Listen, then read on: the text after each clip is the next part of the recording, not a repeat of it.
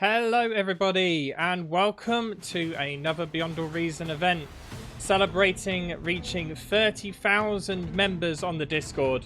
Today we've got some activities planned for yourself, starting off with a Q&A with a bunch of the developers, then moving on to some amazing games, and let's go through a few things before we start, and that will be questions have been submitted throughout the week via a form, and what you need to do is, if you're too late and haven't submitted your question, pop them into the chat. Me and the other devs will be watching it throughout the day, and we will try and answer them in sections during the Q&A. And let's move over straight away to the developers, and I'll let them introduce themselves. Hello, devs. Hello. Hey there, everyone. Welcome. If you would be so kind as to introduce yourselves, that would be grand. Welcome, everyone. I'm Beher. I'm the lead developer of Bar. I've been working on it for quite a while now. I really enjoy every aspect of it, especially the technical art. I'll pass it over to Tarnish Knight. All right, yeah, sorry, I was jumping in there a bit too eagerly there. Some enthusiasm, sorry about that. I'm Tarnish Knight, the enthusiastic engine developer. I've been working with Bar team for 2-3 years now, mostly in the engine. So that's the biggest area is probably like pathing and unit movement. So hopefully you'll probably find that units are moving a little bit better, easier. As time goes on, or perhaps you've probably forgotten, because if it's all working well, then I'm doing my job. I'll go into the background. That's a good engine developer does. Is it Borky? Hi guys, Ball King here. I've been working on, the precursor to Beyond All Reason about 10 years ago. Did a little bit. Annoyed Bearif quite a bit when I was trying to help do some things, and then I've come back renewed as a data scientist, which that's my day job, and I'm trying to support Bar in as many ways as I can, really. And you might have seen season 0 stuff that I've helped contribute to, and just generally helping the guys out and doing some of the tournament streams. Awesome. Thank you very much, guys, for taking time out of your day to join us for these questions. So let's jump straight into it. The first question we have here is from two people, and it is from Tocker and Lambdness. The question is there any updates on the ability to donate to the project? Yes, well, we are still ironing out the final kinks regarding the legal side of everything, but we are very happy to look forward to the community being able to donate, because we are planning to use the donations to cover the cost of servers and for the tournament prize pools, naturally, as well. So hopefully soon we'll have a little bit more info for that. Awesome. Next question after this is actually again from Tocker. Would it be possible to create a localized version of the website? This could be done by the same team as the game is. So I think he means like beyondareason.de or something like that. So it's like German language, French language, so on.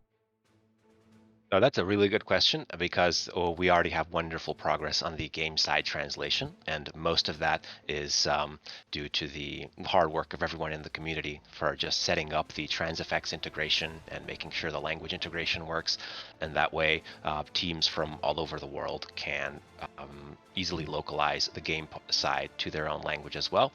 And we started looking at how the website can be localized as well. Because the website is built in Webflow, it's not as immediately easy to do the translation side as it is on the game side, but we're definitely looking into it, and we can set up a similar integration to that with the Transifex. So this would be very good, because the people who are doing the translations on the game side and are very familiar with the terminology that they chose for the individual aspects of the game can reflect that very well on the website as well. And we'd absolutely love for the teams who are doing the game translations to take part also in the in the website translations. Awesome. Oh, right. I just got a note that yes, indeed, the website localization stuff is much closer than expected. So we need to set up the trans effects for that and point all of the relevant teams to that part. Thank you. Perfect. Thank you for that very in-depth answer.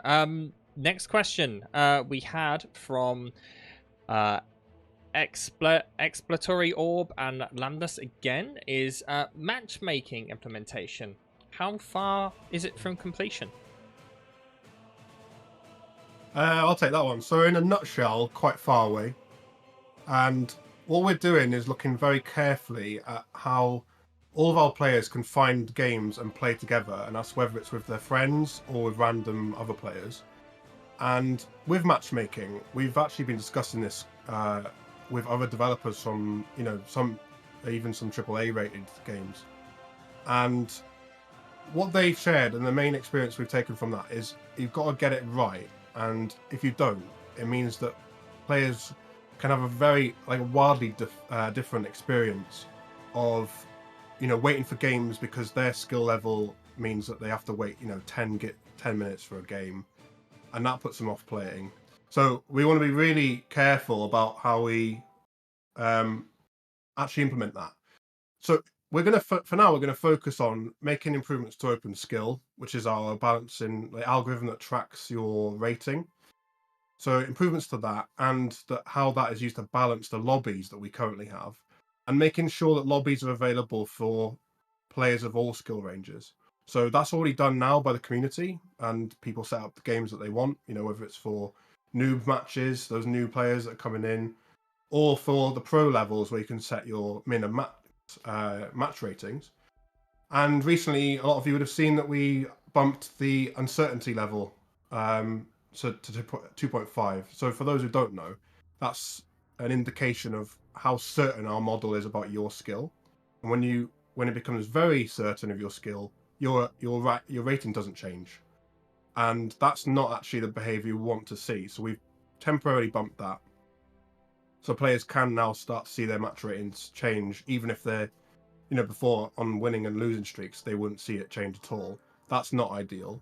But what we're really working towards is season 1. We've already had a season 0 that implemented some of this. Season 1 is coming up. We'll announce further once we've decided on the aspects of that. But in general, that's the focus for now. And matchmaking, we might come to in the distant future, but for now, we're not focusing on it. Okay, perfect. Kind of going into that one, talking about matchmaking. Spiderlag has asked, what do you guys think about the esports scenario for this game? Yeah, that's another one I can take. So, actually, it's already happening, and you guys must have seen the tournaments we've been having with ever greater prize pools. So we had the 2v2 tournament earlier in the year. Bar Pro League has just finished last week. And now announced, if you have a look in the announcements channel, there's a 5v5 tournament upcoming in March, later in this month. Again, with a massive prize pool, sponsored by OP Man. I'll thank you, sir.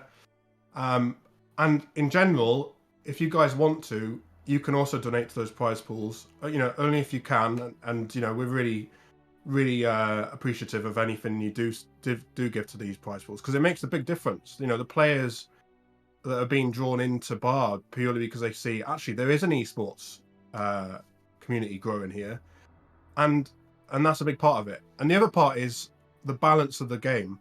So we're really carefully balancing the game to be as competitive as possible, but we don't want to sacrifice the fun elements of the game for even for those pro players. We want them to enjoy the game, and for casual players. So there's lots of changes that you will have seen over the long term, which are now improving that esports side of things as well, and the functionality of the game and how you can control your units and understand what's going in the battlescape. And I think a really good example of that is in the latest 1v1 official tournament. We actually had the final game of the best of 5, sorry, go down to the Tech 3 showdown, which we hadn't seen before. I mean, you do have games like that, of course, But in a 1v1, that's very unusual, and that's a credit to, everyone looking at the balance of the units, the way they interact with each other, and Zekros in particular always looks at how to balance these different units to make them as effective throughout the game as possible. And they're niche in their role, but they are not just stuck in that one role. They play a part as a spectrum of the whole thing. So esports is here, and we want to see it grow. Nice. Moving on to the next question. Nilzon has asked, how is the development of the campaign progressing? And what can you reveal about the campaign? Like how many missions there are, and so on like that. I think I can answer that one. So we've had in the past few months quite a bit of work going into the campaign framework to make it a form of these actions and triggers where it will make it easy for campaign designers to actually create missions for it. And we do have a few test missions to assess the capability of the code.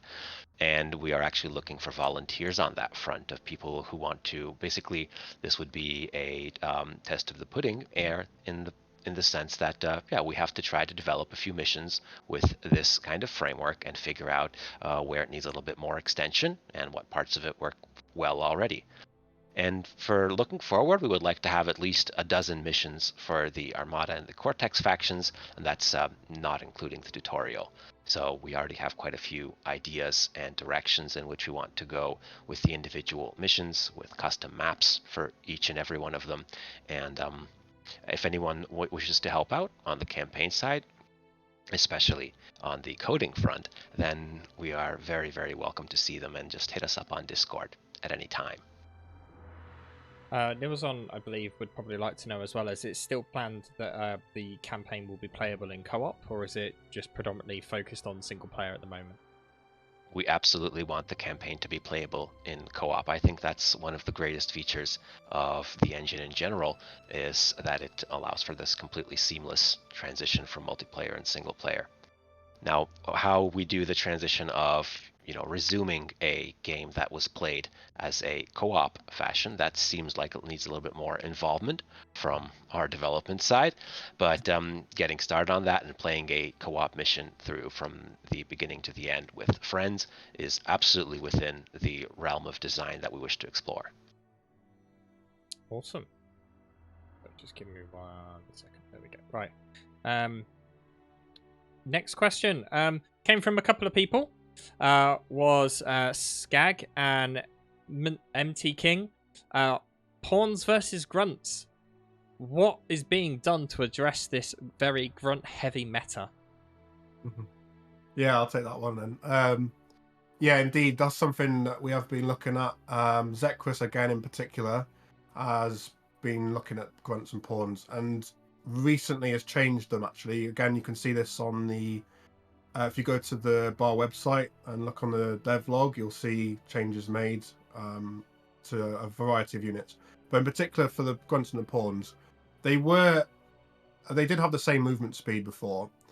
And the grunts, as you will know, they outrange the pawns with their lasers. So the meta was, if you can keep them skirmishing with the pawns out of their range and in range of with their lasers, it was always hands down one-sided battle.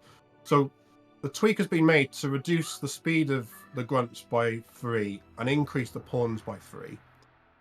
And it's only a small change, but what this means is pawns now can outrun. So if they can get past, they can raid, they can close the distance and try and actually get their damage off, and then their DPS will be a bit higher. But it's only a small change, because what we've got to remember is that these units are also balanced against all the other units, especially at the Tech 1 level. So we've made a small change. Grunts will still beat pawns as it is, but now you've got that other option of trying to get past them and get away from them. And we're just going to continue monitoring it. And there's a lot, there's a lot of thought that's going into this, as with all the units. So feedback is welcome. There's channels on the Discord for that. If you put in the suggestions about other changes you want to see, we do look at them and think about them. You kind of already answered that, and this isn't really a question here, but for people watching, what kind of process would you say you go through when it comes to looking at balance changes like this as an example? Like, what are the kind of processes that you have to go through if people wanted to raise stuff? So the variety of options out there, the main one I'd say is looking at the games, especially between, if it's 1v1s between pro players, that's a really good insight into, what they're exploring, strategies they're trying, and seeing how the units perform. Because those players are sort of doing the hard work for us, in a sense. They're exploring options, testing them, and if they don't work, they stop using them. So that's one avenue. Another is looking at the overall effectiveness of units in the data. So their experience that a unit gains is directly related to its cost versus the damage it's done to other units and their cost. So there's some, statistical insight you can gather from that. But primarily, we are relying on some really knowledgeable players like Zekros, one of the devs, who looks at this, and he has been doing this for so long with such a passion that he knows almost intuitively where to look to make these changes. So if anyone has a suggestion for balance, put out there what their evidence is. Even if it's a replay or a clip from a replay, and say, this unit needs to be nerfed, or meaningful evidence behind what they think should happen, and then it can be considered. And that's already happened. Like, there's so many changes that have been made, and some of the optional mod options, mutations available in lobbies that test some of these changes, which haven't been implemented into the official game, but might be in the near future. Awesome. Thank you very much. So the next question is from Skag. Is there any news on the air rework? Okay, I'll take that as well. That's similar, actually. So air rework is a mod option, or a mutation, where we're looking at the way air units move and maneuver, and how they're balanced in terms of their abilities to engage with other units. So what the intention is, we realize that air screens of fighters defending your bases, they can be quite slow to maneuver, and just throwing fighters against each other is not the most intuitive outcome sometimes when players sort of engage.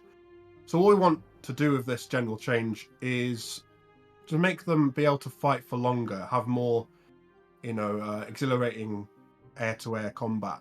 And so there's already this option out there, and you can try it as one of the mod options. But in general, it's still under review, and there's still tweaks being made to it. So primarily looking at the control you have over your units and making changes. It's not just a straight change to the unit stats. It might be some engine changes as well. So there's some work to go, but there's ways you can engage, test it out yourselves, have a look at it. And in general, we welcome feedback on things like this. And if someone wanted to try it out, whereabouts in the lobby, for those that don't know, where can they access this? So if you go into the lobby, into the settings, you will have the option to select your mod options. So advanced options at the top, and then experimental, the experimental tab. And then there's a list of all of the sort of mod options that we have available for people to test. And there's one called Air Rework there. And you can apply that. You might need to be a boss to apply it, or you can, I think you can have a vote on it as well if you're in a massive team game. And these are quite commonly used. People are testing them out in the community, which is really useful for us.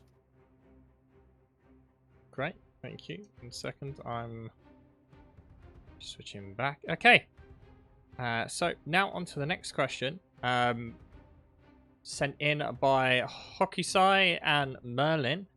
How many factions are planned for the base game? Obviously, at the moment we have Armada, Cortex, Legion, and maybe more. Very, very interesting question. So yeah, you're absolutely right there. The two official factions that we have is Armada and Cortex. Legion's in development at the moment by volunteer team. Though Armada and Cortex are the only two official player controlled factions there. Notwithstanding the modes where you can activate the scavenger units and the raptor units, but putting in a fully fleshed fully official faction like Cortex and Armada is a massive undertaking. There's so many units that need to be put in place. You've got to deal with all the different unit types, the buildings, everything from the ground up. You want to give it a distinct flavour. Has to be able to fit in with the design space of Armada and Cortex. So that's something that the volunteers working on Legion have to actually navigate around to actually make this faction more distinct. And each faction that you add after the previous ones, it becomes progressively harder to use that design space if it wasn't designed up front that you were going to leave design space open for additional factions. And the game was originally designed for the two factions.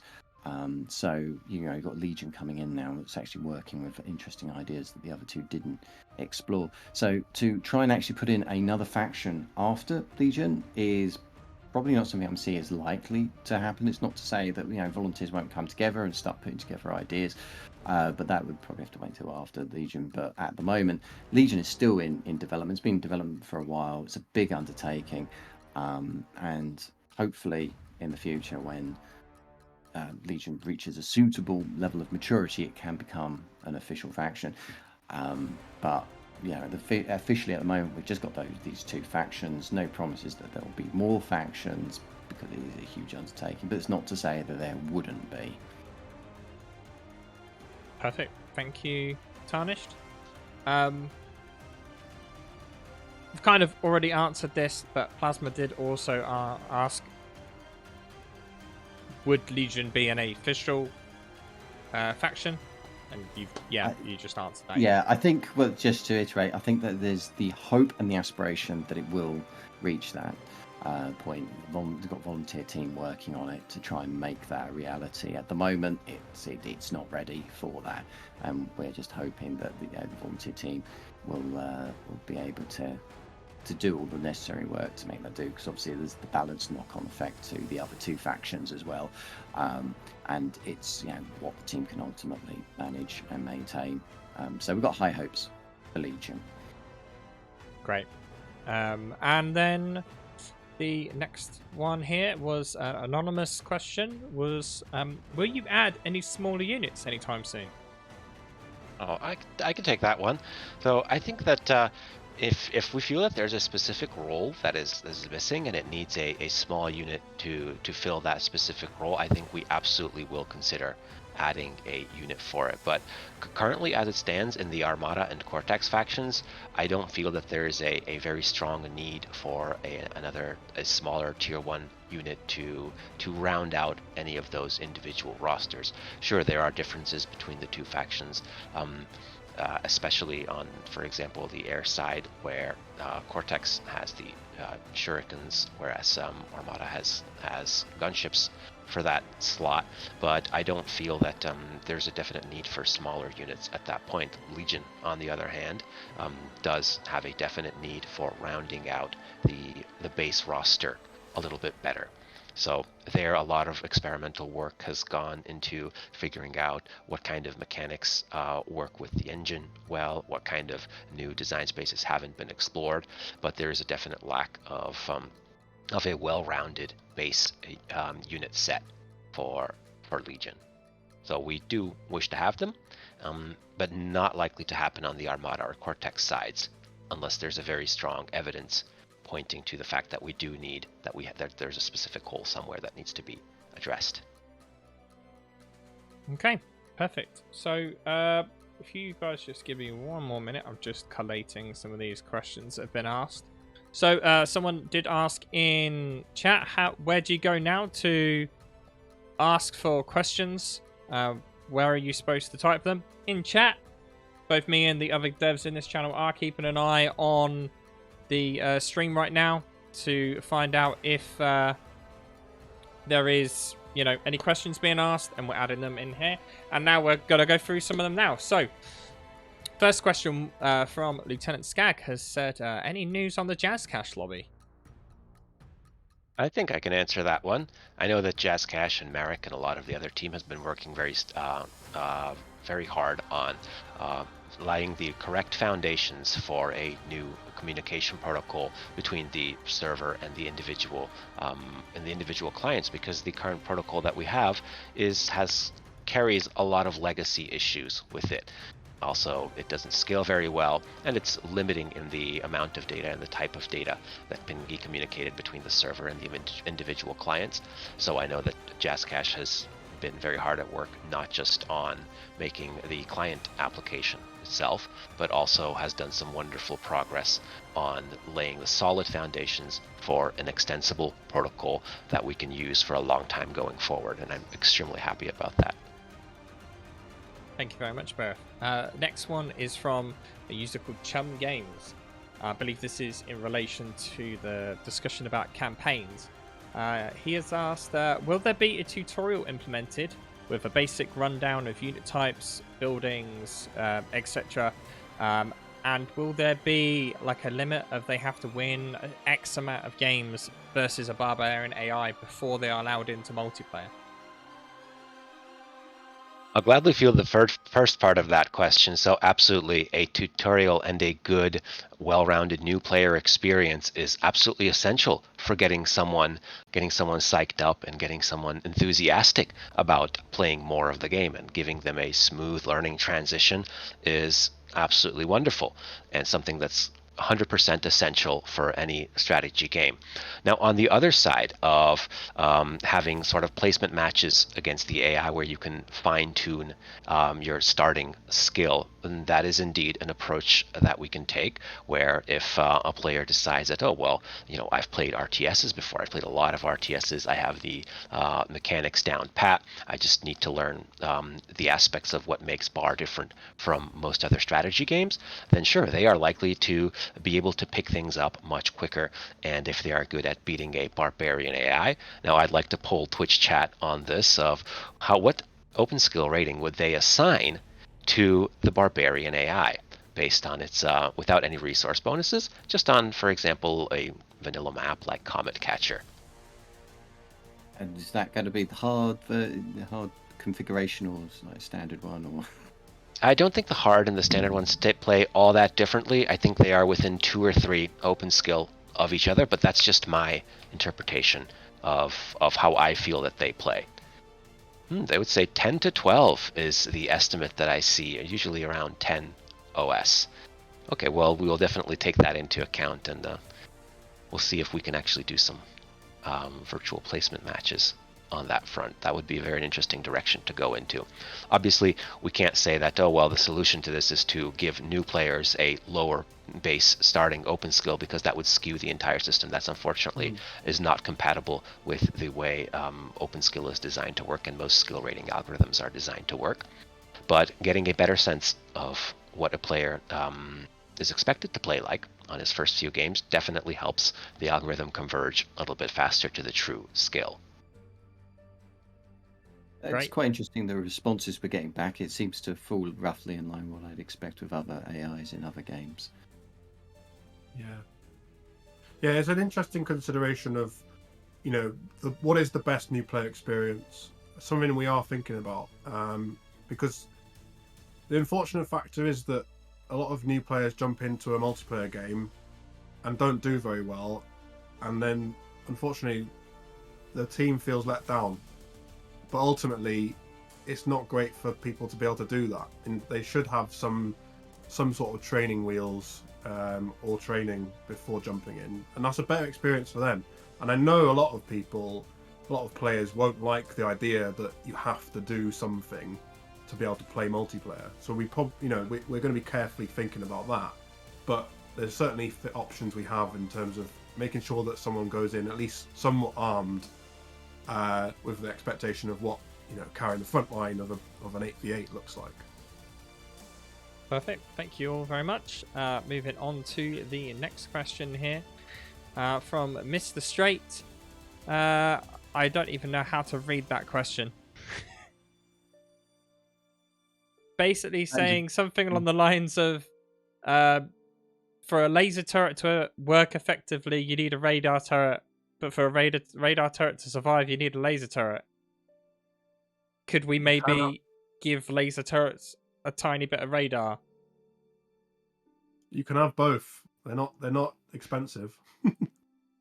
I would personally say that a radar tower is much more valuable in the amount of intel it gives. And by the time a unit reaches from the edge of your radar detection radius to where the radar tower is, you have ample time to bring up a laser tower in defense if you need to do so and to move into position.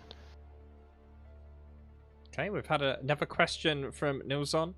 In regards to the current scenarios, will we be getting any extra scenarios while we wait for the campaign? And will the current scenarios disappear once the campaign is ready?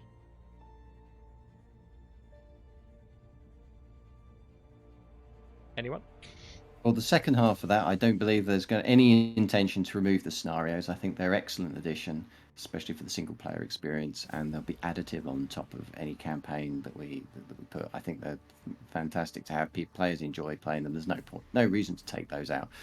As for extra scenarios, that comes down to, again, volunteers. It's a volunteer project, so if some volunteers want to come up with some really cool new scenarios and put those forward, that would be absolutely fantastic. I don't know if anyone's actually working right now on any new scenarios, but certainly if you've got some ideas and you want to try your hand at creating scenarios, then please go ahead. In You fact, can always do with more scenarios. There's a tutorial video. It's about 45 minutes to an hour long on how to make your first scenario for Bar. It's up on YouTube. You can take a look at it. It's linked within the Discord scenarios channel. So seek it out, and it's really not difficult to use. So you can place your units wherever you'd like, your initial loadout, then mash some buttons, export it to some text file, format it nicely, and you have your scenario ready to go, and you can easily share that with friends as well so they can test that. And after a few rounds of testing, and it's probably going to be amazing, and we can include it into the game as well. So yeah. And I think I understand the previous question now a little bit better. So that refers to the granularity of the line of sight and the radar maps, where indeed there may be possible edge cases where the laser tower cannot see to its exact edge distance, to its exact maximum range. And that can also be due to terrain obstructing and for a lot of other reasons. And yeah, I do have that on my to-do list to take a look at the granularity of the line of sight map, see how increasing that would affect performance cost on any front, and see if we can actually get a little bit of a bump there. Great, thank you very much. I did see a brief question that relates to the scenarios thing. Before we move on to the next question, Jallo Beta has asked, co-op scenarios aren't possible yet, but any news on the scenarios being co-opable? So them not being co-opable is basically something that just we need a little bit of work on. Everything in the infrastructure is in place to allow for this, but it does require quite a bit of polish in order to make this presentable and approachable from the user side. It requires a little bit of added lobby functionality, but the core of everything is there. The way the scenarios are designed, there's absolutely nothing preventing them from working in a co-op fashion. Awesome, thank you. Werby has asked, will there be mobile plasma defectors? I'm guessing quite similar to the mobile shields that you see in Forged Alliance, for example. Well, I suppose we could say similar to what I answered about, mod options, air rework, and others. If you suggest and plan like how a unit like that could work, I mean, there are examples of it in similar games. Then you can do so. I think there's a lot of reasons why it hasn't been done already. So it's not like, we're just missing out on these ideas because we're not thinking about it. There's a lot of reasons why you might not want that particular unit in the game, but there's a discussion to be had, and that's what's so great about our Discord community, because the vibrancy of discussion around ideas and people's efforts into testing ideas is actually phenomenal, and reflects basically what makes this game so good. There's so many individuals working together towards a better and better game. So that one in particular, I mean, it could happen. It just needs some thought through and does it actually add to the game an interesting dynamic that we don't have already? That's for me, that's like the main idea you need to solve and think about. I don't know. What do you guys think? I am not personally a fan of a mobile plasma deflector unit. I feel that it would make long range cannons much less effective against a lot of things, and I feel that it wouldn't necessarily. It would have a very large disruptive effect on everything else, and all that depends on how that unit is priced, and it completely changes a lot of things. Even though it sounds like a very simple unit in practice, just give a unit a shield, give it a cost. I think the long reaching changes of even the meta shift from having such a unit available are something that are worth exploring, but I would be very careful as to. I would never say right now that we're adding one next week, because it needs a lot of thought and a lot of hard work and dedication to figure out where that unit fits and how that unit fits, if it even can. Perfect, thank you. Another question from Werby. I believe this was asked when we were talking a lot about the website localization, but when will the localization for the game appear?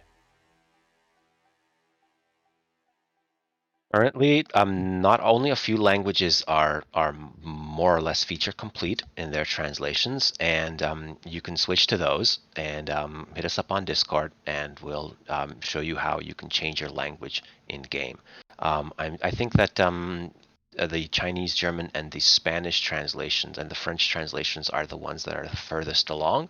I can double check on the transifex, but there is also a lot of work to be done for other languages as well, and it wouldn't be very nice to ship a translation that is incomplete at the sense. But do note that the transifex integration runs whenever there is a change, so those do get pushed very quickly to the game. So you're welcome to help out on that front, especially if you're comfortable in a foreign language. Then it's wonderful that you can port it for your community as well. Great, thank you. From Dr. Bovenbass, what are the ideas being worked on to make normal team games more diverse? They mentioned that bar is great, but seems that linear depending on maps, and I hope we get more map modifiers. Yeah, I could take that. So that's the kind of the beauty of all these modifiers being available to you.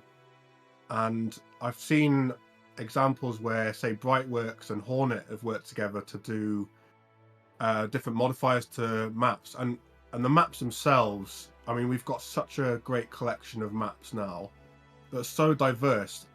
You just need to go and look at them and just test them out and try them.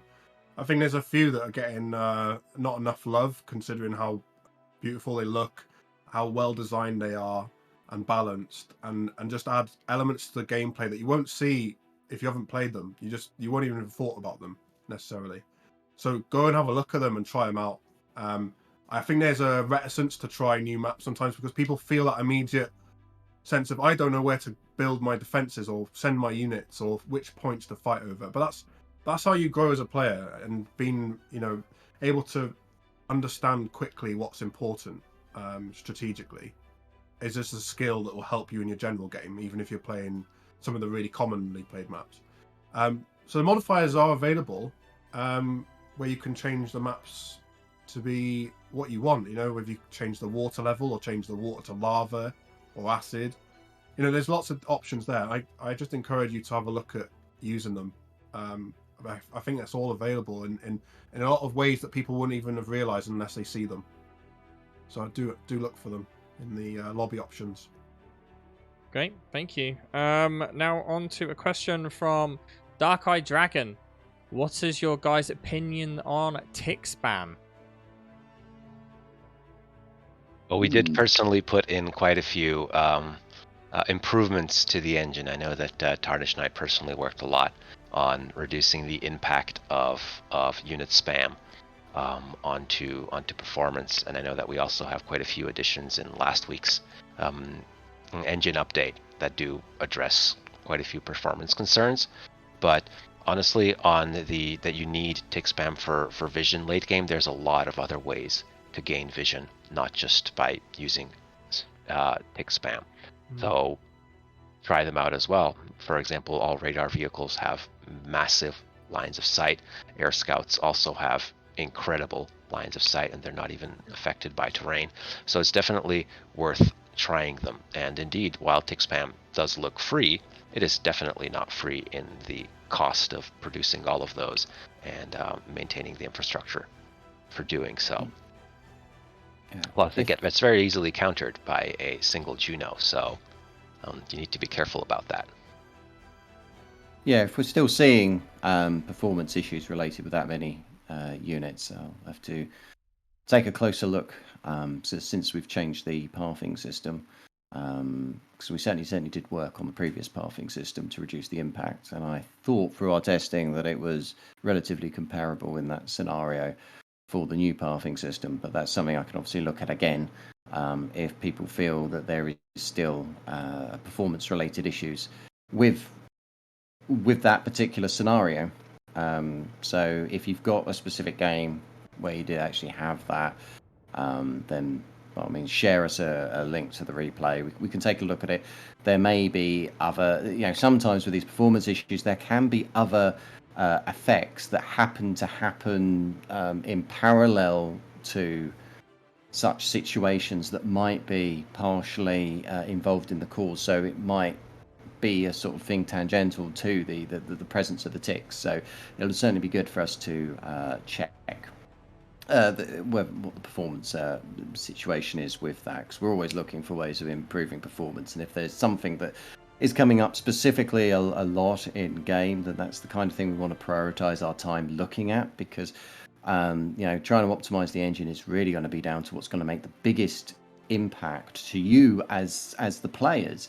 We can optimize all sorts of things in the background, but if it's barely noticeable, then we're spending a lot of time on something that isn't going to have a huge impact. So we want to make sure that these performance impacts have the biggest impact on your ability to play the game. So certainly something we can take a closer look at. Perfect. Thank you, Tanished. And then we've got one from Nils on here again. Can you let us know about the AI? Barb is nice to play against. Are there any more improvements coming? Oh, we would have to ask the direct developer of the AI himself, Lamer. He's also present quite frequently on our Discord. I think Barbarian plays a wonderful game of Bar. We do have another AI that's still in development. It's STAI. You can have a look at it. It's also in the repo. It's developed by Pandero, and it also plays a pretty good mid to late game, and it's definitely worth giving a shot at. Right, thank you. And then the last question for now on the live questions is from Lieutenant Skag again. Is it possible to modify game models on their end so that they can use their own custom skin for their commander? Unfortunately not, since those are synced. Nope, that would immediately desync. So, because everything is tied to the models themselves, all the animations run synced, the projectile emissions run synced, all of that, it is completely impossible to do that. Because it would result in it's literally people playing different games, because the physics of the models and all of their piece hierarchies and everything is different.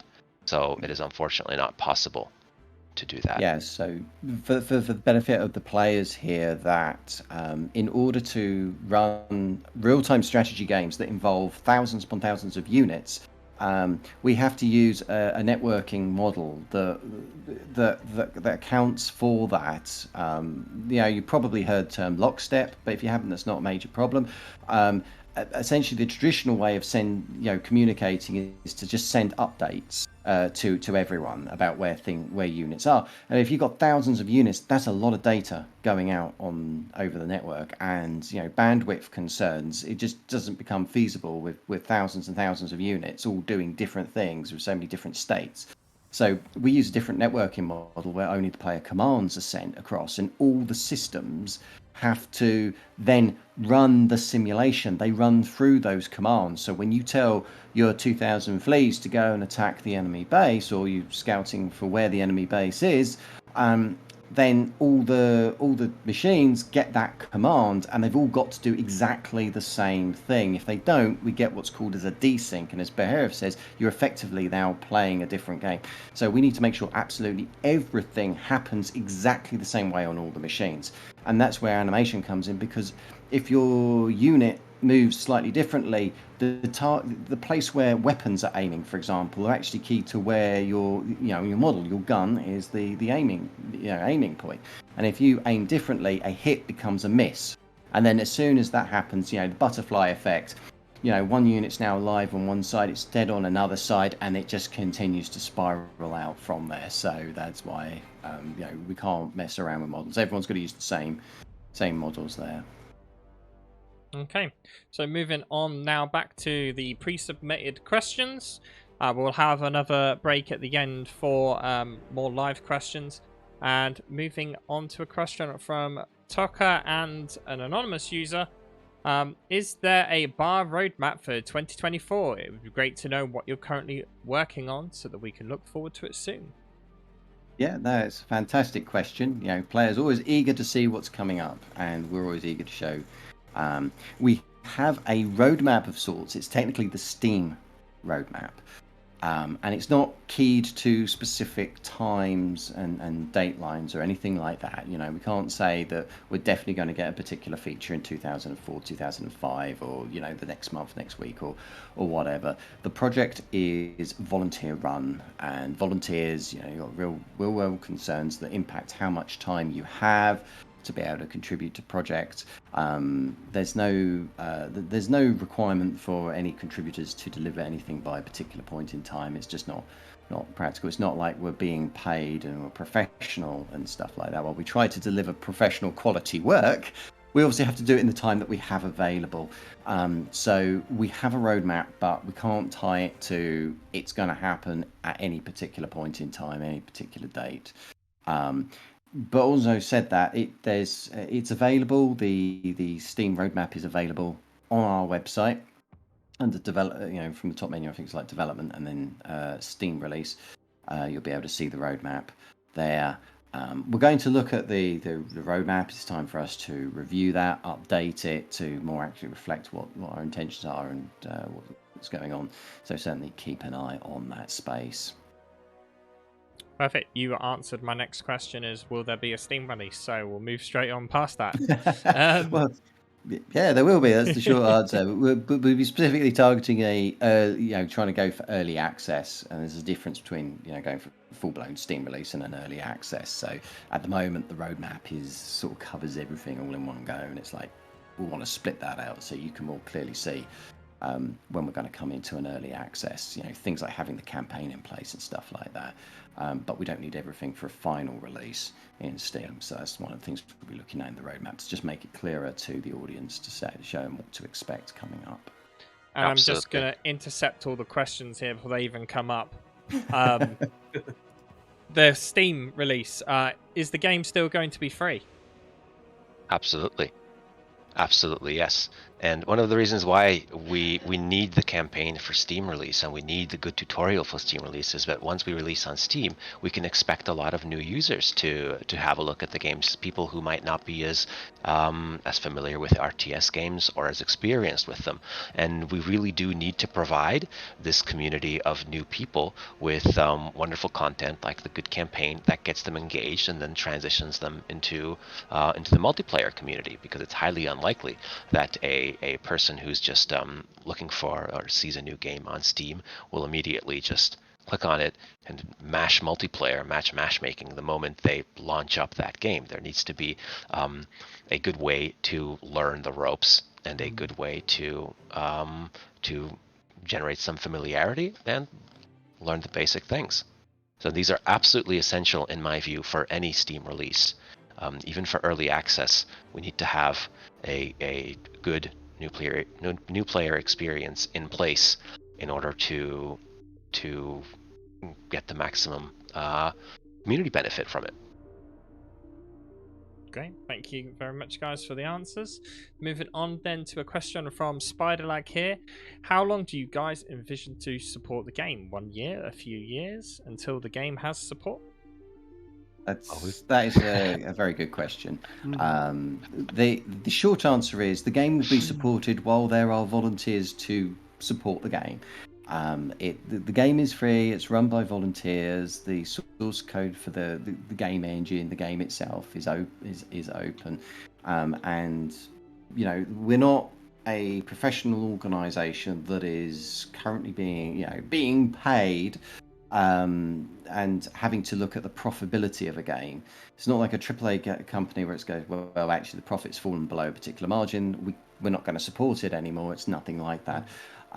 So this game will be supported and maintained for as long as there are people wanting to support and maintain this game, and people willing to fund keeping the servers going and that. So while that's happening, we will have volunteers. If everyone decided no, we don't want to do this anymore, and there's no volunteers who want to maintain the game, that's it. It goes out of support straight away. But I don't imagine that to happen. We've got a lovely community, huge number of contributors who are doing a wonderful job at supporting this game, adding extras, fixing bugs, keeping it going and making Bars the best game it possibly will be. And I'm hoping that beyond what we're doing, that the developers coming in tomorrow and the future, if you will continue to look after this game well beyond anything that we can see. So as long as there's people who want to support it and can do so, then it will be supported. Great, thank you, Tarnished. The next question is from Plasma. Will the game normally support bigger teams than 8v8? For example, the event today. Will people be able to do 30 vs 30 games in the future? Well, I certainly can't blame people for wanting that to be as standard. It's like, what's not to love having to be in a room full of a ridiculous number of players and the chaos that ensues. But realistically, there's no plan at this point in time to support larger games by default. There's a lot of concerns, certainly from design, technical, as well as the more other issues surrounding it, the more soft issues surrounding it, around when you expand the game to by default support more players. We're talking like going from the 16 that we got to 32 or beyond that. There are cost concerns onto the servers. There's the impact on the engine, the performance. We need appropriate maps. We need enough appropriate maps to be able to support that. It also impacts balance as well. So the units and the strategies have to at least still remain interesting when you actually got that number of players.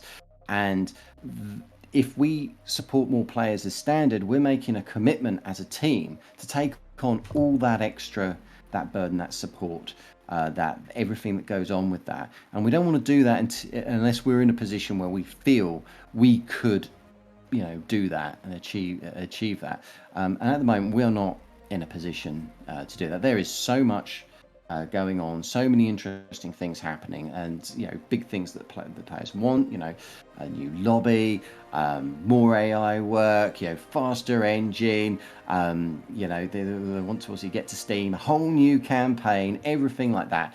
And we're fully maxed out as our contributor team, just trying to bring all these fantastic and exciting features without trying to expand the number of players that can be in a basic game, because it would essentially slow down development, as that we have to spend more time supporting that than delivering on the feature, new features that we want to deliver. I'm not saying it won't happen in the future. It could very well do if all the things align and all that. But at this precise moment in time, as of 4 o'clock today, UK time, there isn't a plan to do that at the moment. Can I just add on that quickly? That also, if you go beyond 8 people on a team, it's really hard to know who all the players are. It already is difficult, and what their roles are. And I think a really cool element about Bar is that you can play a game in an 8v8 and you win, and it's really exciting the way you worked with your neighboring player, and that's a meaningful interaction that we want to promote and maintain. And if we just increase the number of players on a team, you become more and more anonymous, and that's kind of against what we want. We want people to sort of learn how to play with each other and enjoy a sort of cooperative attacks and defenses, and just build an idea of friendships even within the games. And we don't want to become too anonymous in those. So it's where seems unlikely at the moment anyway. So one of the factors of Bar is it's just a very, very social game. There's not that many games out there where the spectators can jump in. The spectators can talk amongst each other. They can draw things. They can ping things, and there's all this communication and that. And it's all, Bar lives that social aspect. And yeah, as Paul King says, we don't want to distill, water. No, not distill, but water it down. And lose something that's actually quite a vital and fascinating part of the bar community. Thank you, guys. Next question from an anonymous user, but Geek King Frog also asked the same question as well. How do you avoid burnout managing a big open source project for so long? Oh, that's a difficult one. But the best thing is that we have such an amazing community of developers and just general everyone, is that there's a lot of support if you are getting tired of working on one aspect of the game. And also the other very interesting is that there's just so many things going on at any given time. Like I have often the opposite problem of burnout, where I want to take part in absolutely everything because everything is so exciting and wonderful to do, that there's just not enough hours in the day to talk with everyone and to take part in every single aspect that's being developed. There's more than 50 contributors, and a lot of them are working on wildly different aspects of the game. And indeed, I think we are very, very lucky in the sense that we have such a large and amazing and healthy, vibrant community that really does help with avoiding burnout. And also, one of the most important things is to talk to your friends and talk to your community of, hey, saying I'm having trouble with this, I'm not enjoying working on this, let's talk about this, I need help on this front, or I want to do something else. Absolutely, we're all working here on our free time on things that we enjoy doing, and that shouldn't be any different for anyone. King, Tarnished, any say on that? Well, I think I'm just wondering about time and what we got on the stream at the moment. No, that's fine. We can move on. Yeah, if you're happy with we that could, answer. There's a lot of things we could probably talk about as general things about managing stress, but I think that probably players are really getting eager to actually get into the action. So if we rattle off the remaining questions, cool. Perhaps. Question again from another anonymous person. What are the short-term and long-term optimization plans you have, and what challenges are there to implement these optimizations? Oh, we're always looking for optimization opportunities in bar. We can never get enough performance out of it. We're looking at high, we're looking at low, in game, in engine. We've got some recent optimizations that come in the form of like multi-threading. So the engine's just getting increasingly more multi-threading. But I'm expecting that we'll be looking into the current systems at the moment and see if we can actually get further performance improvements. For example, like that scenario of like 1,000 or so ticks moving around. There are things that we could probably do in the engine to mitigate some of that, as well as the work that I've done on the movement side of things and pathing side of things. I think there's probably more that can be done, but we're going to be looking at many levels regarded to this, and the challenge is in some cases actually finding them. There are technical historical reasons why certain areas can't be as optimized in the way as we'd like. We can't multi-thread the whole engine for various technical reasons. I'd love to go into them, but I don't think we've got time for that. So. Okay. The next question we have is, will there be any cosmetic microtransactions? I see the question here, for example, for someone's pawn, what style they run over the enemy. Yeah, that's also a strange one in the sense that that's also sync affecting. So having it different for everyone might be a little bit, well, it's doable, but I don't really see a path for this kind. We'll see where that takes us in the future. We haven't been tried yet. Okay, fair enough. So someone here has asked if they want to contribute to bar, but they don't feel like they've got their skills, what can they do? That's a great question. I think I would say reach out in the community to whatever interests you. I know a lot of people are put off by the idea of programming, learning how to write in code, and that's what I did. This is like 12 years ago or something. I learned Lua, the programming language Lua, which is how a lot of the code's written for bar. Not all of it, but quite a bit. And I had no idea when I started doing that. I just learned because I was really keen to do some things in bar. It was called something else back then. Um, but that's how you start. If you're passionate to learn, there's so much help available in the community to help you learn, whether it's an aspect of the programming or design or whatever your ideas are. Just share the idea you have, show commitment. Say I want to do this. People will help you, and then share your progress. And then the more progress you make, the more help you'll get.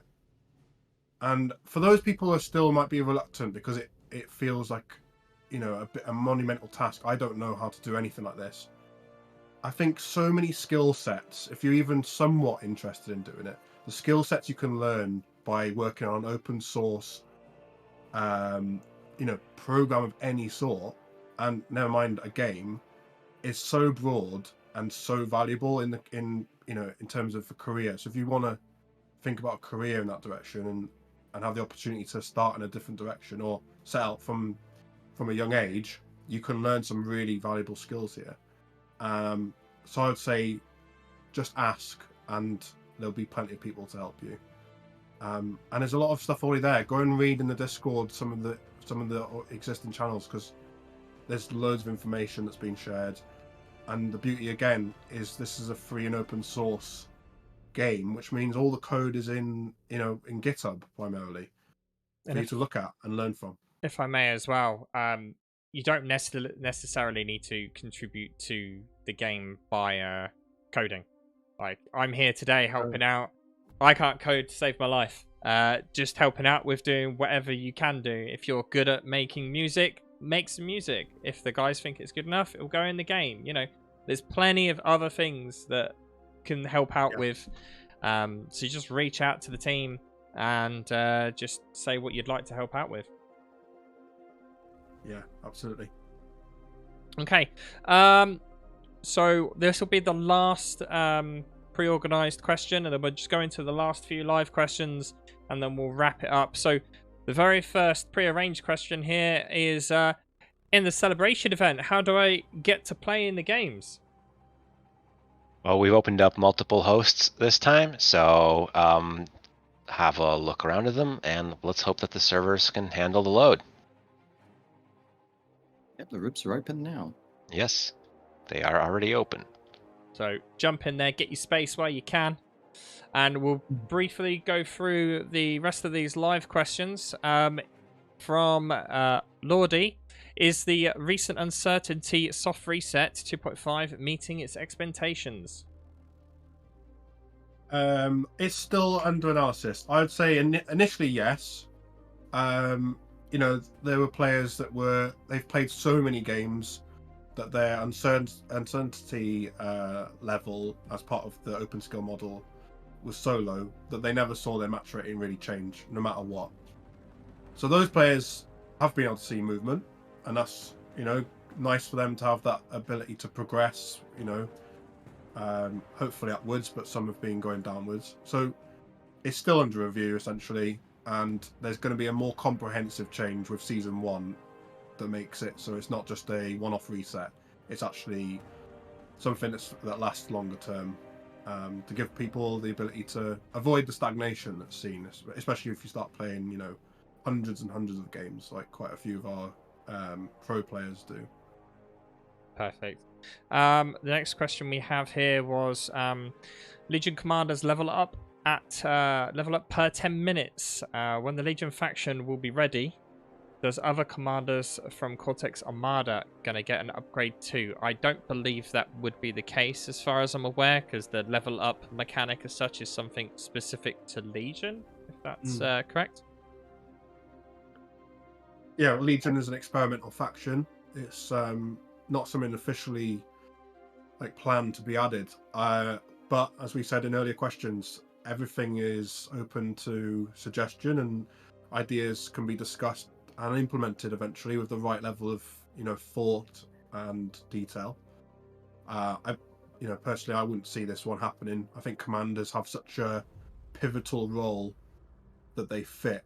I don't necessarily see what this thing for Legion Commander wants to do, which is make them have a greater role later in the game, which they already have ultimately with the D-gun. That is a clutch moment when you D-gun the Juggernaut or other tech-free unit in your base. Perfect. And then moving on to any thoughts on a co-op tourney. Each team only has one commander, so probably not co-op is not the right word, but it would be more of a, like Archon mode in shared unit control. Yeah. Great idea. Suggest it in the tournament channels and see if we can get some interest going, and who knows, someone might actually naturally that requires a bit of UI support first to make that presentable and understandable to everyone that yes, indeed, they are playing in a shared control. So that's something that we definitely plan to focus on with the new lobby, with Chabi, our current lobby, being mostly in maintenance and bug fix mode. And then moving on to a question from Jello Beta. Any thoughts of moving late game T2 buildings to a type of tier 3 constructor? Well, the thoughts now arrived from you. Thank you, Jayo. Put it forward in I haven't seen any significant discussion about that. I know there's other games that have, the onward tech trees. So I would say it's not something we can't rule out entirely, but not at the moment.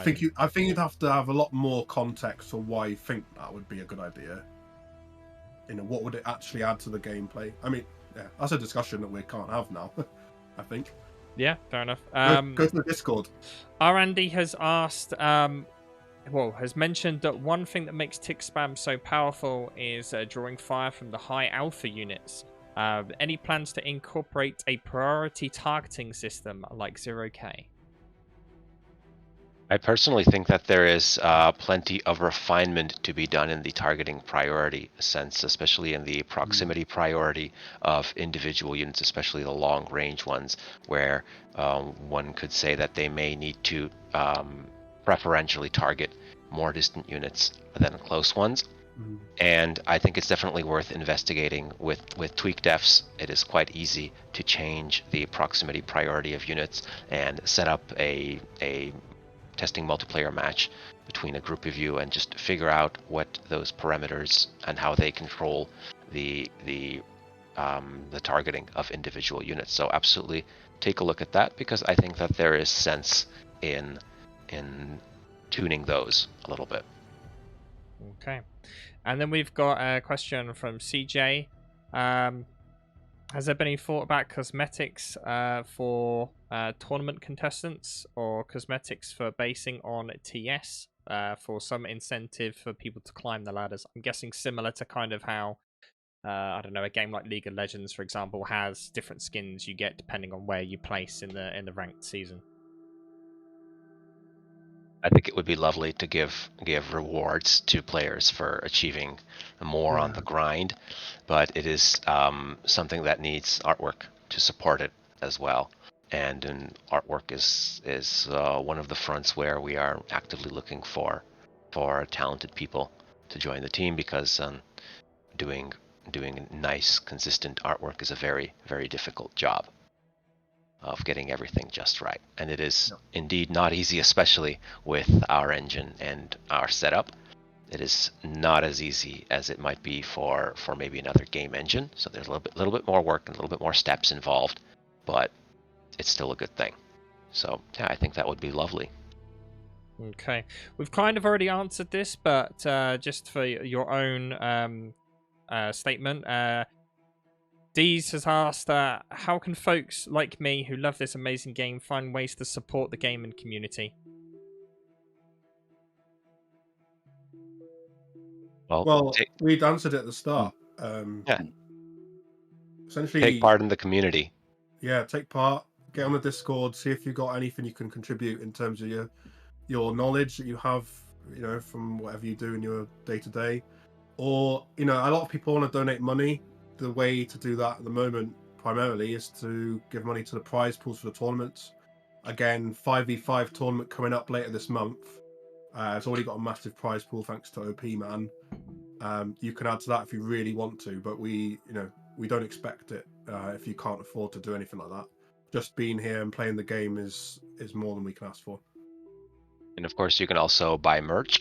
There's plenty of hoodies and mugs and towels and things to go along with that.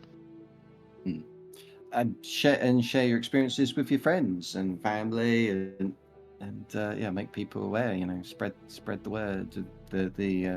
Introduce people to bar. I'm always happy to accept more players.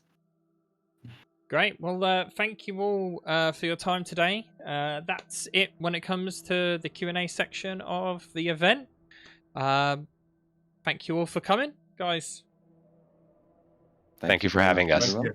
And we're Thank you. going to now transition over to Volshock, who'll be hosting part of the casting section of the event. And I'll just move over to him. Just guys, stay tuned on the channel. Don't go anywhere. You may just experience it drop off or drop on momentarily. So just thank you all for coming, and we'll see you guys next time. Thank you very much. Thanks, Everyone have a everyone. great game. See you out there, guys.